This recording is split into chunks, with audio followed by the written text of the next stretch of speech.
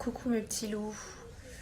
Alors, je tenais à faire une petite mise au point sur certaines choses que je vois sur les réseaux sociaux que j'ai vues cet après-midi qui ne m'ont pas du tout plu. Parce que j'aime pas quand on ment en fait. Je ne sais pas qui s'amuse à faire ça, à mentir. Alors, je pense que ça va être compliqué pour faire la story parce que je viens de voir que rien ne se poste. Il y a la moitié de mes snaps qui se postent comme hier et je vais pas refaire la même erreur parce que c'est pour que vous ne compreniez rien encore. Parce que c'est vrai qu'hier c'était un peu du n'importe quoi, donc ça me saoule. Je vais faire des stories un peu moins longues, peut-être que ça marchera, que tout va s'envoyer. J'ai pu voir sur les réseaux sociaux certaines personnes qui disaient que j'étais favorisée par la prod parce qu'on voit jamais Emma dans le programme. Que Mila évinçait les caméras pour pas qu'on ne voit Emma. Mais vous êtes sérieux? Franchement, vous allez chercher ça où? Vous allez super loin, mais c'est très grave. Je trouve ça très très grave de raconter des choses absurdes en fait. Faut arrêter de dire des conneries en fait. Moi je trouve que ça va trop loin, mais c'est quoi ce délire? Je trouve ça abusé. C'est grave de tenir ce genre de propos quand même. Vous êtes ridicule. Euh, que Emma avait des petites attentions envers Nicolas. Emma n'avait aucune attention envers Nicolas. C'est ce qu'il lui reproche. Vous l'avez vu? Vous avez regardé les mêmes épisodes que moi. Moi, je ne sais pas ce qu'ils se disent parce que quand j'ai des moments avec Nicolas, qu'on les voit ou qu'on les voit pas, parce qu'il faut savoir qu'il n'y a pas tout le temps des caméras sur nous, euh, je ne parle jamais d'Emma. Je me concentre sur Nicolas et je veux apprendre à le connaître. Et vous avez pu voir dans l'épisode de ce soir qu'effectivement, il dit qu'avec moi, on a une complicité, quelque chose se passe, que je suis plus mature. Et c'est vrai que je me démarque parce que j'ai marqué des points dans le sens où elle fait aucun effort. On se demande qui est sincère et qui est là pour des vacances. Clairement, là, on se demande. Donc on se demande qui est sincère et qui est là pour des vacances. Parce que elle dit quand même, oui, mais moi je vais jamais vers l'homme. Mais meuf, en fait, c'est quoi le but du programme? T'es venu pour un prince, c'est pas venu pour les vacances. Moi-même, vous avez vu dans ma présentation que je dis que en temps normal, j'ai pas l'habitude de faire le premier pas. Mais je sais pourquoi je venais en fait. Donc on est toutes venues pour la même chose. Sauf qu'il y en a, leur démarche est sincère et d'autres pas. Donc c'est pour ça qu'on se demande si Emma est sincère ou pas finalement. Elle va jamais vers Nicolas. Elle a aucune attention envers lui. Enfin, elle prend pas d'initiative et c'est ce qu'il lui reproche. Donc forcément, il a une femme en face de lui qui lui montre qu'elle est intéressée. Moi, je parle de moi. Et une autre qui ne fait rien. Le choix, il est vite fait. Et donc les gens qui disent aussi oui, parce que Mila, c'est la sœur de Mila, bla bla bla. C'est plus facile pour elle, ceci, cela. Non, en fait, ça n'a strictement rien à voir. Faut pas oublier aussi que Nicolas, son meilleur ami, c'est Benjamin Samat. Donc, faut pas l'oublier. Et elle ne m'a pas pistonné, ça aussi, il faut le savoir, parce que ça fait des années qu'elle fait de la télé-réalité, à ce que je sache. On ne m'a jamais vue auparavant dans une précédente aventure. C'est ma première aventure. Donc non, Mila ne m'a pas pistonné, elle n'a rien à voir là-dedans. On a chacune une personnalité, on est toutes les deux différentes, même si on ressemble sur beaucoup de points. Donc il faut savoir aussi que Mila, je la voyais pas tout le temps. Je ne la voyais pas tout le temps, on n'était pas H24 avec... j'étais pas H24 avec elle. Il se passe tellement de choses en une journée, vous vous imaginez même pas que moi j'étais avec Nicolas, j'étais avec Bruno, avec d'autres personnes.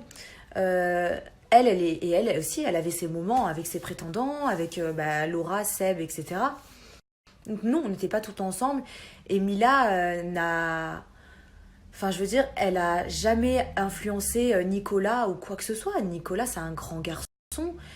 Il sait ce qu'il a à faire et voilà, en fait, on vit notre relation tout simplement sans Mila. Et si Mila n'avait pas été dans cette aventure, j'aurais été la même personne, en fait. j'aurais été la même personne.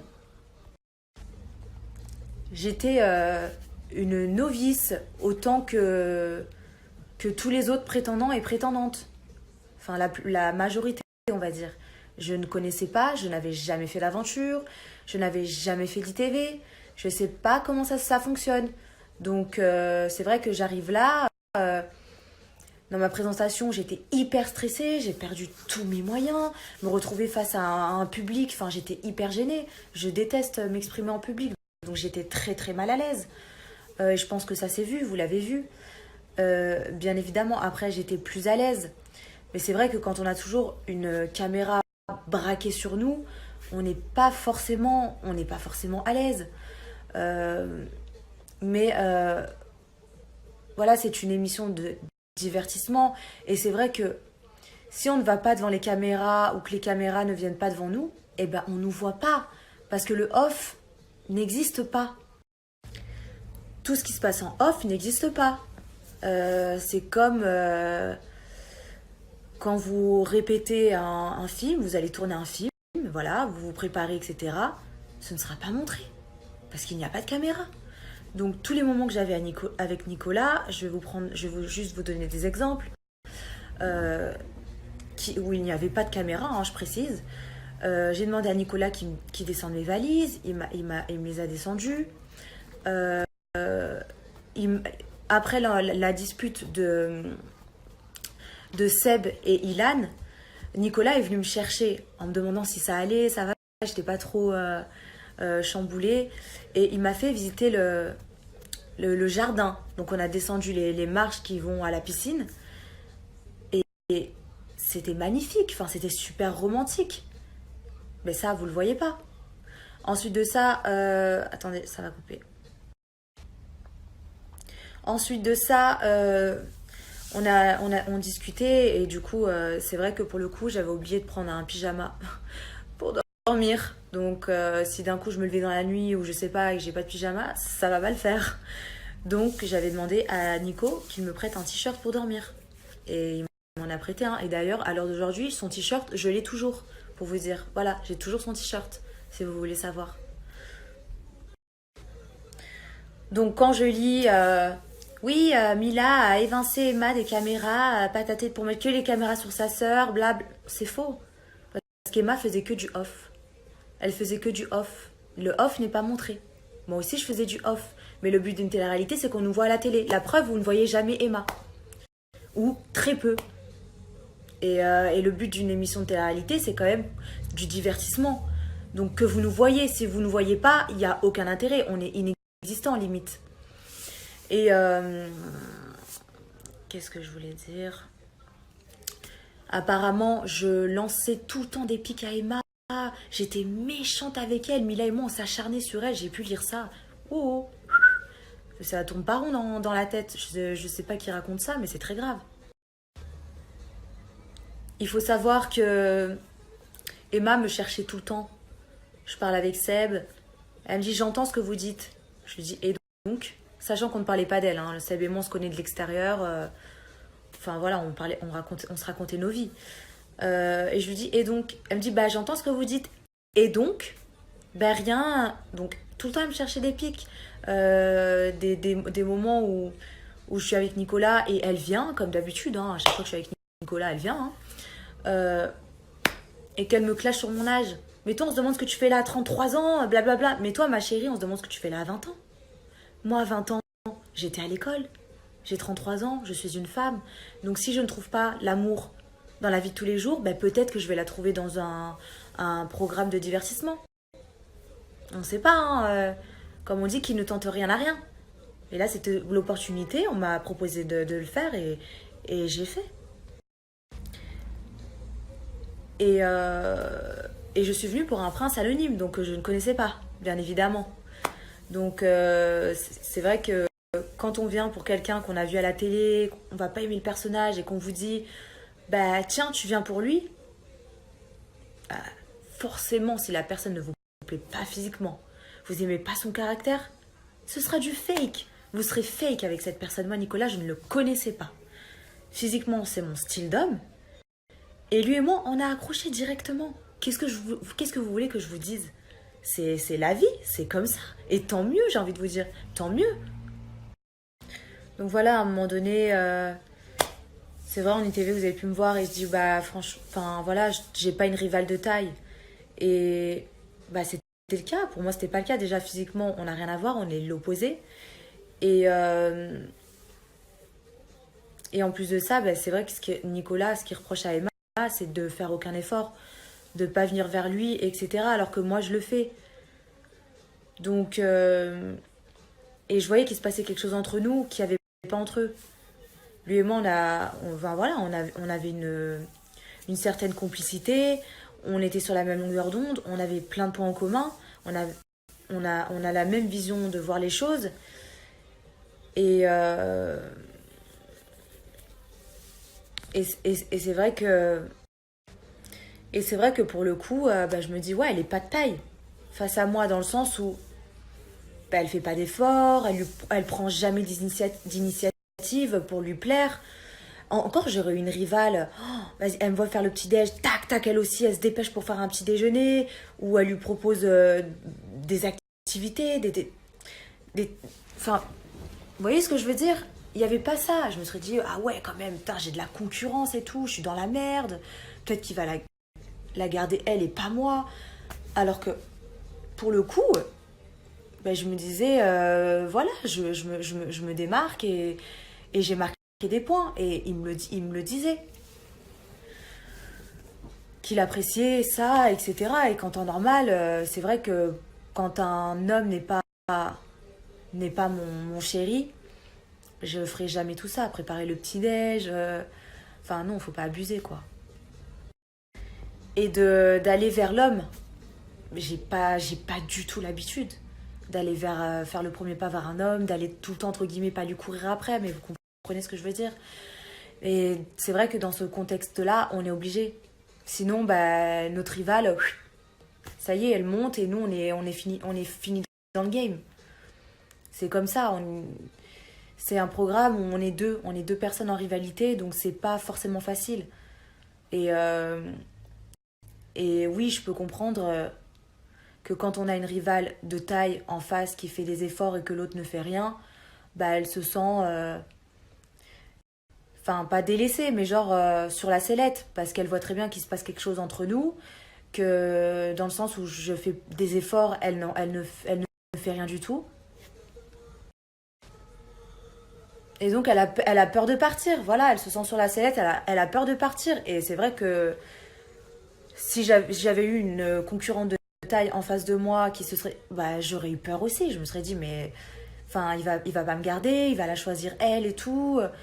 Et mais voilà. Après c'est vrai que dans ce milieu-là, il y a très peu de personnes sincères.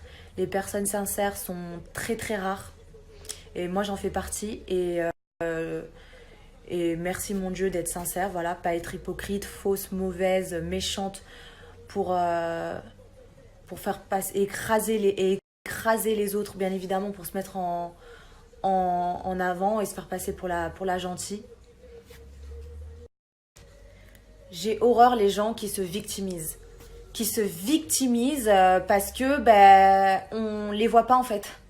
Clairement, et qui veulent faire du buzz sur mon dos. Clairement. Ça, voilà. Donc moi j'aime pas ça. Les victimes, les fausses actrices, là, les comédiennes qui ont des larmes de crocodile pour, pour faire prendre en pitié l'autre qu'ils ont en face d'eux. Et ça, moi, je suis pas. Enfin, c'est trop facile en fait. C'est trop facile tout ça parce que, genre, mais c'est la sœur de Mila, nanani, ou elle est pas sincère, c'est la sœur de Mila, c'est la sœur de Mila. Mais vous savez, Nico, il m'a toujours dit, je veux dire quelque chose. Nico, il m'a toujours dit, j'aurais tellement aimé que tu ne sois pas la sœur de Mila. Et vous savez pourquoi il m'a dit ça? Parce qu'il me pensait pas sincère. Il m'a dit, ça aurait tellement été plus simple de pas savoir que t'es sa sœur, parce qu'il avait le doute en fait finalement. Il avait le doute et Nicolas, je pense que, enfin, c'est quelqu'un de sincère. Moi aussi. Du coup, c'est vrai que quand on aime une personne, enfin qu'on la kiffe, etc., que tout se passe bien et on se dit, bah, et qu'on entend des. Mais tu sais, c'est la sœur de Mila, elle est pas sincère, elle se sert de toi, juste pour faire de la télé. Forcément, si le gars il est dans une démarche sincère, il me connaît pas. S'il est dans une démarche sincère et qu'il entend ça tout le temps, bah le mec, il se dit ouais, ils ont peut-être raison et donc il se met à douter. Vous l'avez vu quand on parle sur la plage, il me dit je sais pas si ta démarche elle est sincère ou si t'es là pour passer du temps avec ta sœur. Non, ma démarche, elle est sincère. Donc pour le coup, oui, ça m'a fait du bien d'être avec ma sœur, mais je suis venue pour lui. Enfin bref, je vais pas m'éterniser. Je vais pas m'éterniser. J'ai posté une vidéo sur Instagram que W9 a publiée, parce qu'ils ont pas diffusé ça à la télé. Et c'était avant les éliminations. Et c'est vrai que j'étais vraiment pas bien, quoi, parce que j'ai pas pu parler avec Nicolas. Et ouais, j'étais vraiment dans le mal. Donc du coup, bah ouais, je pleure parce que je tiens vraiment à Nico. Euh, les sentiments, vous savez, comme je vous ai dit hier, ils sont décuplés. C'est un truc de fou, que ce soit en amitié, en amour. On est fatigué et donc on est plus facilement, comment dire, touché. Voilà, et moi de base, c'est vrai que je suis quelqu'un de sensible, mais on peut se dire, ah, mais attends, elle pleure pour un gars au bout de 3 jours. Mais vous savez pas, vous, tout ce qui se passe en une journée, c'est un truc de fou. 3 jours, c'est genre 2 semaines. On est H24 avec la personne. Voilà, moi j'ai créé des liens avec certaines personnes là-bas, en amitié. Et c'est vrai que, ouais, les sentiments, amitié et tout, c'est vrai que c'est très fort. Parce qu'on est tout le temps ensemble. Entre filles, on dort ensemble. On se prépare ensemble. Enfin, vous voyez ce que je veux dire? C'est très. Ouais. Et, et du coup, voilà, donc bah là, pour le coup, ouais, je suis triste et tout. Ma soeur me réconforte. Et du coup, je lui demande d'aller parler à Nico parce que je veux pas enfin, qu'il croit à certaines choses qu'on a pu lui dire. Et elle me dit non, j'irai pas lui parler, je veux pas l'influencer dans son choix. Donc vous voyez bien que ma soeur, bah, elle n'influence pas Nicolas. Il se fait ses propres idées.